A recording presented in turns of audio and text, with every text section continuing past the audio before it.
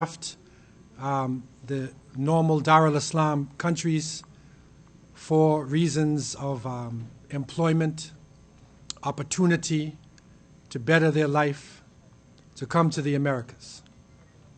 But the situation they found was not necessarily what they expected.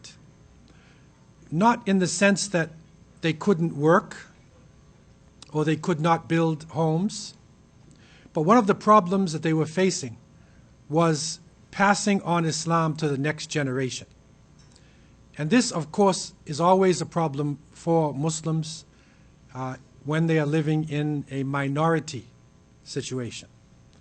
And that is the fact that the parents who may have come out of a religious family, they may have even had a scholar, Hafiz, as one of their family members. They can recall the masjids, they can recall the large gathering of Salatul Eid. They have a solid foundation within Islam. But the next generation who has grown up overseas, who do not have that contact with the original language or the original culture, Islam to them becomes sort of a distant memory. And so it is a challenge. Can we bring scholars from overseas? In those days, in the 19th century, earlier 20th century, it was very difficult. The lands of Islam were undergoing major changes in the colonial period, and it was not easy. These are new languages being spoken, English, French. Many of the scholars did not necessarily speak those languages. And so many of the families left Canada and started to go south, even from the Midwest of the United States, starting to go south. First going, of course, west to California, and then going south down into Mexico and Latin America. Now, if you look at the map here, you will see what America was back in the 18th century and the early times. And you'll see that the area of California going down into the southwest of the United States and Mexico, that was all considered part of New Spain. It was Mexico. That was a Spanish territory. It was not the United States. And so there was a cultural connection between the people who lived out in that area. The 13 colonies eventually took over the middle of America that was called Louisiana. They took over that part and then carved out what is now the United States. But the Muslims then, who were able to go through cultural barriers, entered into the Spanish territories and started to go south in the Spanish territories. And once you're able to learn the Spanish language, there were some Muslims who may have come from Morocco, from Ceuta, or certain sections where they still speak Spanish. But generally Muslims were speaking other languages. But once you know Italian or French and you're an immigrant, you can pick it up. And so the Muslims then entered into these territories and started to go south. They traveled down into South America, what was now New Granada, and then into Brazil. And with the expulsion of Muslims from the territories in the Middle East, and with rising problems, World War II, and the results of World War II, there were more Muslims coming across on the boats. This is, to many people, a hidden population. It is something not known, and it is part of what we call deeper roots. The concept of deeper roots is, we are Muslims here in these lands. What is the foundation of our Islam? What are the roots that were laid down before us in this community? We're not new to these lands. Many people judge our presence by the past 20 years. We are not new to these lands. We have been here for a long time. This part is a very interesting understanding. And it gives us that information that Arabic-speaking people actually went down into the Spanish territories, going down into what is now Colombia, Venezuela, and to Peru and to Argentina. And now, up until now, it is understood that 5% of Latin America, meaning the Spanish lands, is actually of Arabic-speaking origin. The majority still would be Christians or other religions, but still Muslims make up a large population within the Arab diaspora. And this is about 25 to 30 million people are Arabic-speaking in Latin America and down in South America. It can vary from 2% in Uruguay, and in Argentina it was 9%. I was part of a group of people, of du'at, who were sent into Latin America. And we were looking for Muslims. And so we reached Belize, which is British Honduras. It's English speaking. And then we went into Honduras. And we went to the city of Tegucigalpa. And one of the brothers, Sheikh Muhammad Abdul Khabir, Jazakallah Khair, who's studied in Mecca, he's Panamanian, so he speaks Spanish. And so we were moving in Tegucigalpa, in Honduras. And we're looking for Muslims. And we went down into the city. There were no masjids that were there. And we looked for Arabic names or Muslim names written in Spanish, because you can see it in the marketplace, in the name on the store. So we found a shopkeeper, and he was a Palestinian brother, Philistini min al-Quds. He was from Jerusalem, and he was there, and he was holding Jumu'ah Salat in his home. So we went to his home in Tegucigalpa. From his outward appearance, you could not distinguish between him and between another person in the Honduras population. But he was Muslim, Arabic speaking. We spoke to him in Arabic, and we sat down, we had lunch, we made prayers. He told us he was trying to get a masjid and organize a community there in Honduras. But the challenge he faces, his wife is Spanish. She embraced Islam. How do you pass on Islam to your children? This is a major struggle that people are going through. In Nicaragua, there are Arabic-speaking business people. In Costa Rica, there are Arabic-speaking people. In Panama, there's a large Muslim community, especially because of the Panama Canal. And when the canal was opened, which connected the Caribbean Sea and the Pacific Ocean, many Muslims came into that area. And we actually were with Palestinians, had big businesses. There was Bengali Masjid. There were different communities that were there in the Panama Canal region. Then further you go down into South America, and you see some very interesting things.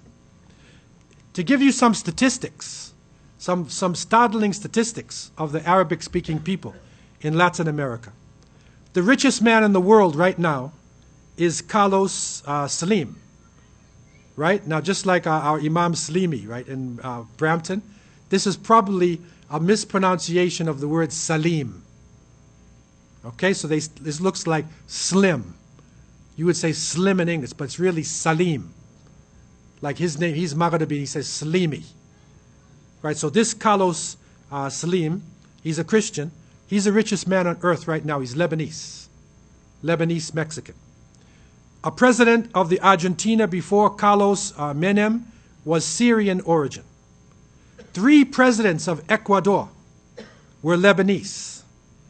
One of the presidents of Colombia, Julio Tubey, he was also Lebanese.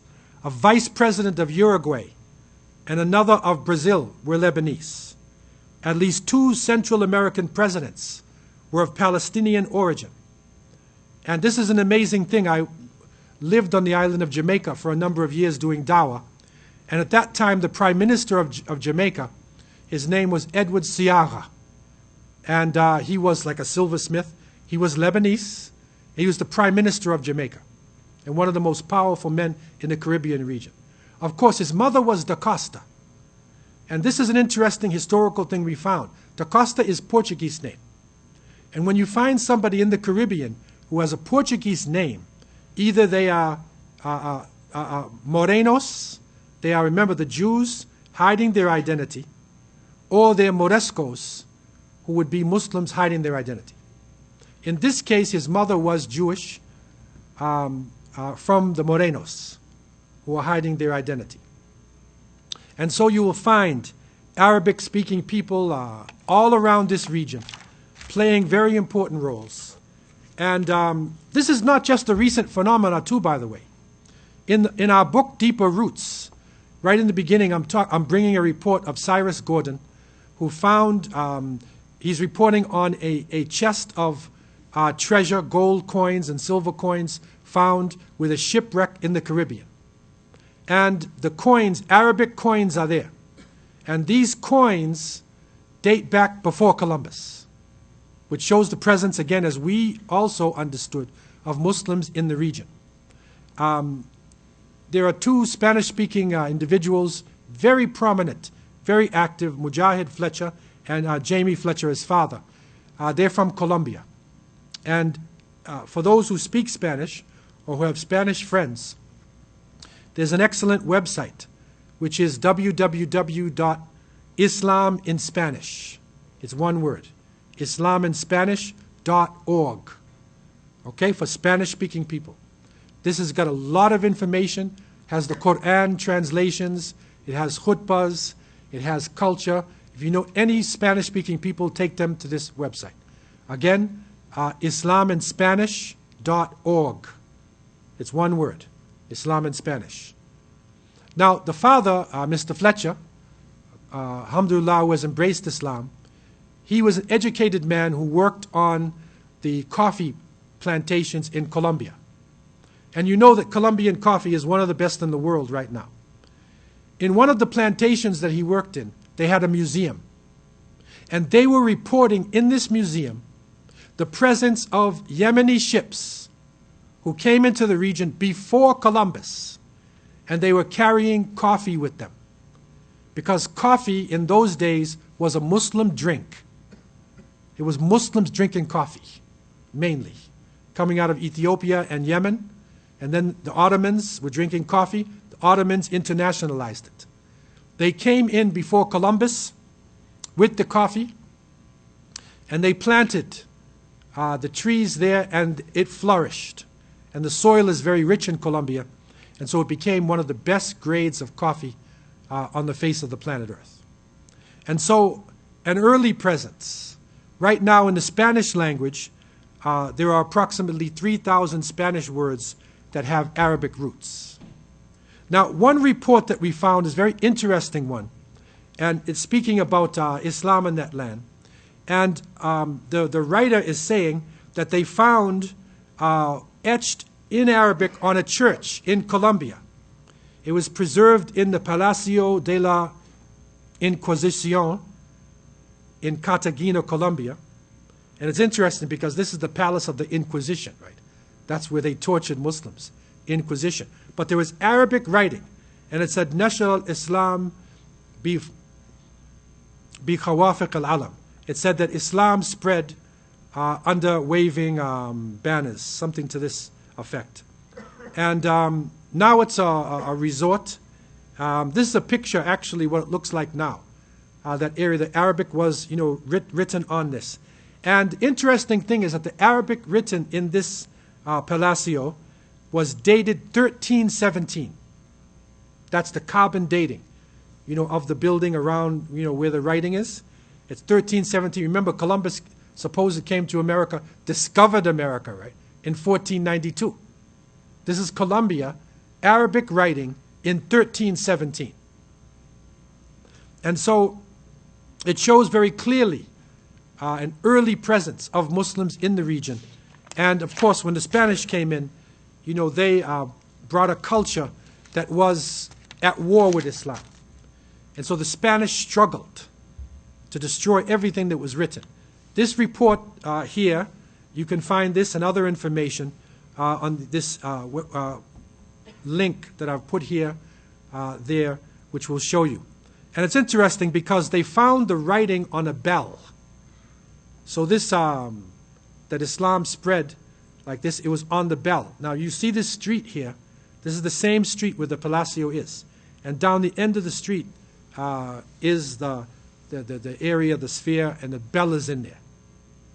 Okay, so this is dated back early times, and you can find more information from this site. So Islam in Colombia today, there are some reports saying there's around 14,000. We know that there's usually more than the official reports. But there are masjids in San Andres and Bogota, Guajira, Nano, Santa Marta.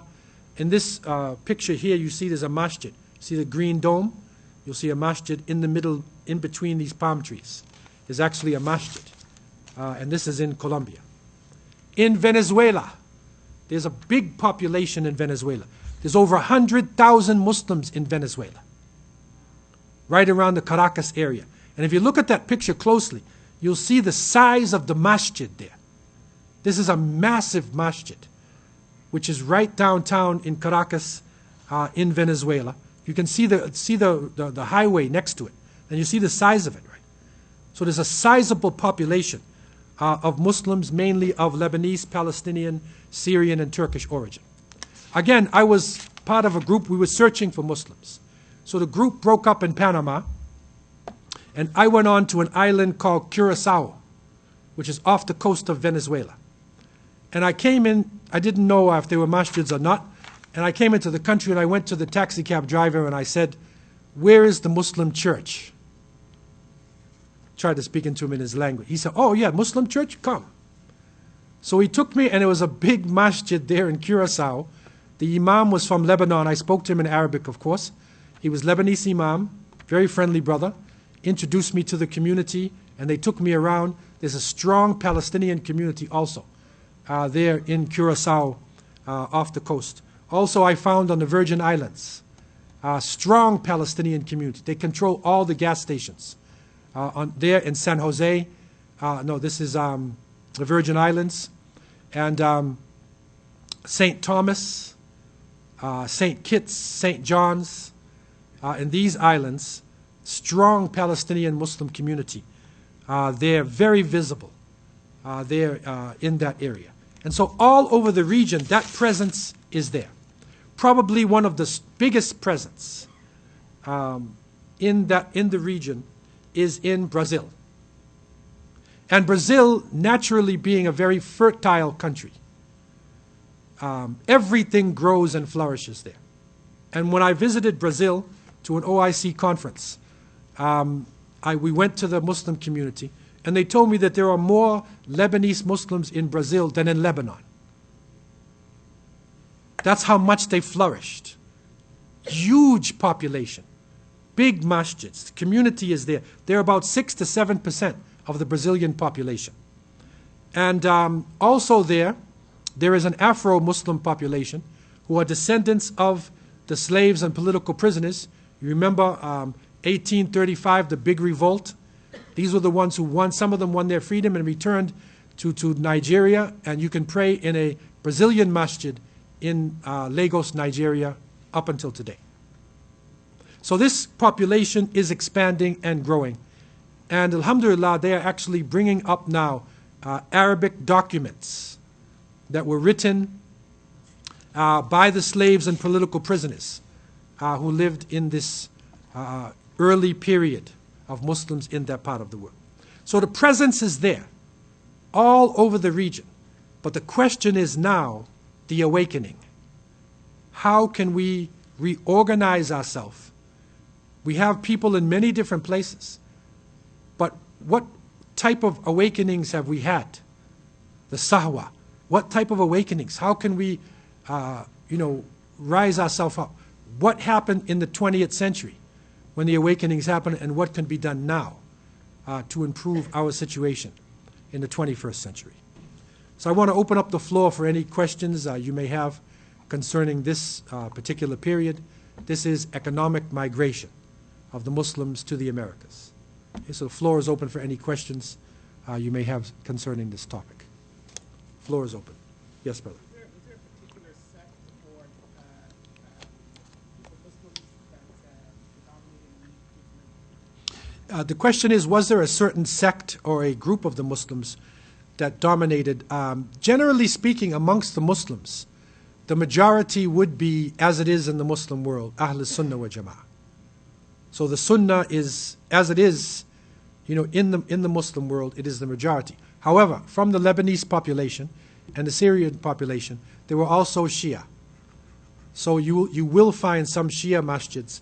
In Jamaica, I was downtown. I went into a shop, and his name was Darzi. He was like Druz, right? And he was a businessman. You just think he's an Arab businessman. Jamaicans call everybody Syrian, right? So Lebanese, Palestinian, whatever, just Syrian. Okay, but I went to him and talked to him, and he's Darzi now, right? So those of you who know the Druz, which is an offshoot of the Ismaili Shia, in the 11th century, Muhammad ibn Ismail al-Darzi, who left Egypt and he went to Lebanon.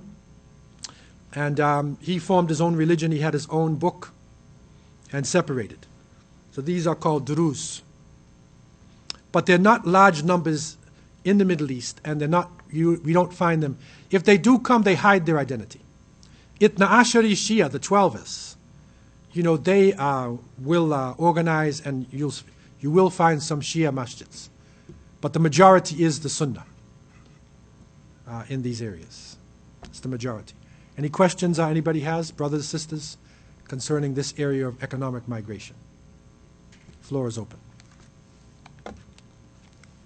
This period actually continues up until today, because that, to a certain extent, is the reason why Muslims leave their homes and then enter into the Western world. It is to, upgrade their situation in life for opportunities, educational opportunities, economic opportunities.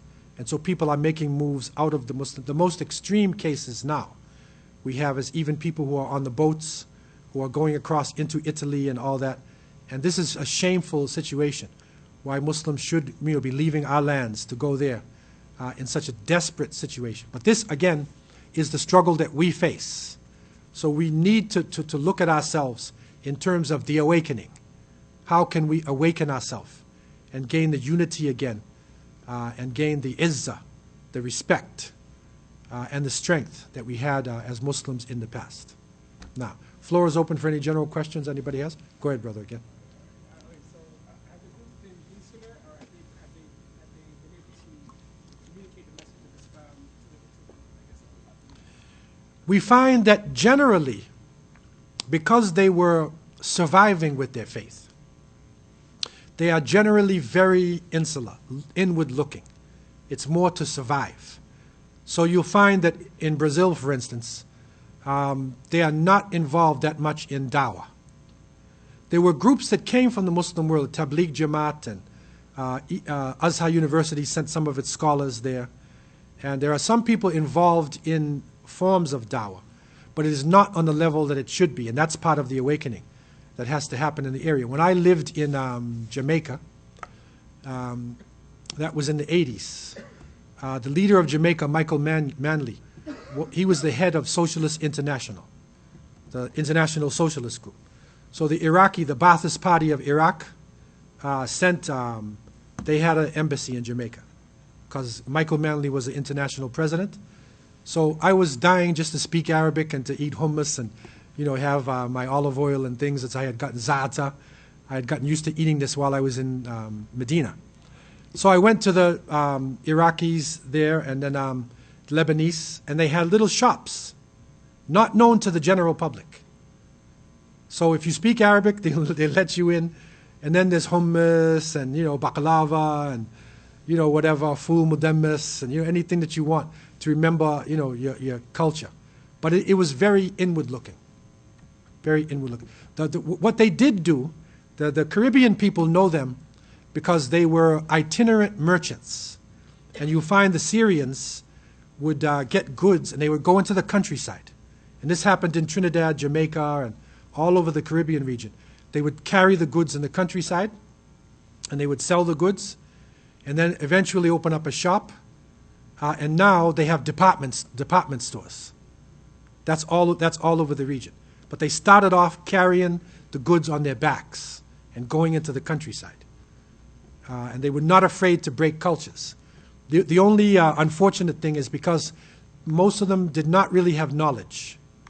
So they only had enough knowledge to preserve Islam within themselves and not really to explain to people what Islam was. They would even hide their names and their identities, just to survive, within a Christian environment. So that's generally what was happening to them. But the problem is, and this happened in Canada as well, the third generation, fourth generation, there's nothing left. And so they melt down right into the society. So there are some people you would look at and think that's a British Canadian or a French Canadian, but it's actually somebody who may have had a Lebanese or Syrian background, maybe intermarried with somebody, especially if they were Christians. The Christians got melted right down, right into the society. Muslims have something to hold on to, so they would hold on to more to their religion. But the meltdown process was actually faster amongst the lighter-skinned people. That's the reason why the Jami Mosque, when we originally took over the Jami Mosque in 1970, I don't know if any of the brothers were here in those days. In 1970, we originally took over the Jami Mosque on Dundas here in Toronto. The Muslims who had taken over, who were from the Slavic lands, Albania and the Slavic lands, their Islam had watered down so much that there was no Jumu'ah prayer, and the main gathering was on Sunday afternoon. And on Saturday night, they had a discotheque for the teenagers so they could get together. So they would come in the basement of the mosque and have a little discotheque, to try to keep them away from downtown. That's all that was left of their Islam, right? And so Muslims then came in 1970, and we demanded 5 salats, Jumu'ah, make this a real masjid. A struggle went on and eventually became the Jami Mosque. So this was the struggle that happened with many of the communities. Now, because of the oppression in Albania and in Bosnia and these places, there's a resurgence. People are coming back into Islam. That is one of the good parts of the unfortunate situation that they have been in. You often hear of people saying that the manner in which that Muslims are able to go out to places like Indonesia and they were merchants and they were trading and their manners, Yeah. it impressed the natives there so much that they eventually wanted to sort of ask about Islam and ask some people knowledge. Is there something unique in that period of time? Well, what it is, the question is that what's the difference between what happened in the Americas and Southeast Asia? The difference is that the people who came here generally as merchants, they came under a colonial master. So the colonial master called them into America or into Canada, into Brazil, the Portuguese, and they gave them contracts and allowed them to do business. But they were under a colonial regime. What happened in Southeast Asia is that the Arab Muslims from Hadramaut, they were from Yemen, from the south, especially Hadrama, who have a history of scholarship, and they were merchants as well, and the Omanis, but especially the Hadramaut. And they have great ulama who came from Hadramaut as well. So when they went over on their own. There's no colonial master. They were traveling those sea routes before the time of the Prophet Muhammad ﷺ. The Omanis had reached Korea on the oceans. So that was their ocean. They knew the ocean. So when they got Islam, they were already on the oceans. Now they took ulama with them. You see? But the connection was there already. Whereas in this case, it was a completely new situation dominated by Christians or secularists. And Muslims had to come into this and literally survive with their Islam. It was a miracle if your second generation children were still Muslim. It's like a miracle if you could maintain it. Whereas in the case of the Hadramaut Omani Muslims, they were champions of Islam. They had ulama with them on the boats. It's a completely different situation. Good question, though.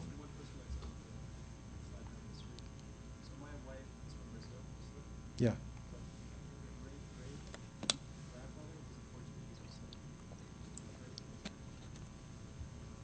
He was.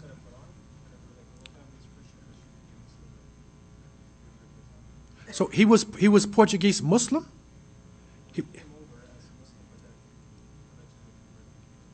To Christianity. Yeah. So there was a lot of intermingling, going on between the groups. And the brother is saying, he has a Brazilian Muslim family. And remember now, amongst the Portuguese, the people who were coming over on the boats with the Portuguese, many of them were Muslims who hid their identities, right? And Jews who hid their identities. So they are many of the families that are very wealthy in Brazil right now. It's all over the Caribbean too. They're the wealthy families. And amongst them, the minority were Muslims as well. And so there was an attachment that is there from, that old society. But that is a very interesting story in terms of that. There's a lot of things happening in Brazil now. I think one of the big cutoff points between Brazil and many of the other parts of the world is language, because Portuguese. Because the Spanish, you get more, and then English, you have more connection. But the Portuguese sort of locked them in, with Portugal and, Cape Verde Islands and, these areas, the Portuguese colonies, Mozambique and Angola. So they were locked into the Portuguese lands. Right? But this is now changing with the spread of English and also with Muslims who are traveling across barriers and entering different countries. Now, any other general questions anybody has before we close down? So, yeah, go ahead. Yes, brother. Had some reports about slavery in Mauritania. Yeah. Is it like an attempt to tarnish this country, or what's happening? Okay, well, slavery itself, again, this is another whole big question in itself. Slavery was an international institution in the time of the Prophet Muhammad ﷺ. Everybody had slaves. Chinese, European, African, Arab.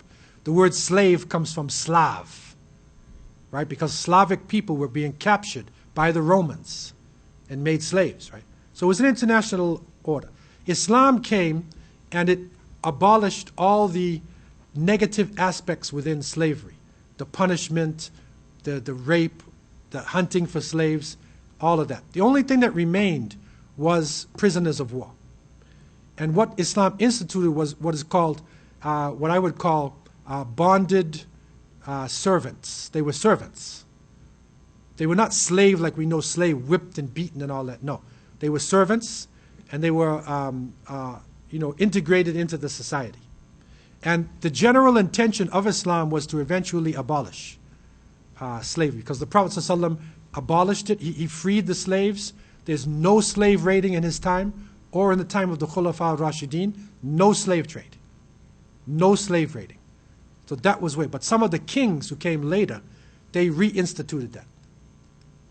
In the desert region of West Africa, in the Sahara, there were different groups. There were the Amazigh, Berber people who come across and take you across the desert. And there were the Hassaniya Arabs who maintained a lot of the traditions in that area. And there were also people who were at some points, for whatever the reason is, enslaved, especially coming from the area of Senegal. But they became a class within the society of Mauritania. So it became almost like a class of people. Okay? And that is something which the whole of the Muslim world recognizes now, should be abolished. And because they are so cut off in the desert, they maintain this class system amongst them. Again, it's nothing to do with Sharia. Islam would not allow that. And it was used to tarnish Muslims. Also in the Sudan, the missionaries were saying there was slavery in the Sudan, when there was no slavery, and they found out it was a hoax. It never really happened. In Mauritania, however, there was a class of people, and there still is some of the people who are suffering from a class struggle that goes on within Mauritania between the lighter-skinned Arabs and the Senegalese who are there. There is a class struggle that goes on, which Islam would abolish. If real Islam was instituted, it would break that down. So it is being phased out.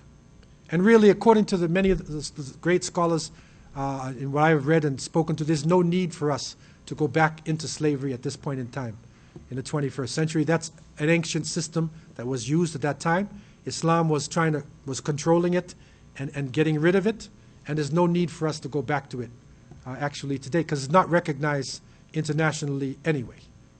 So there's no need to go back to any system like that, any system which can turn into oppression immediately.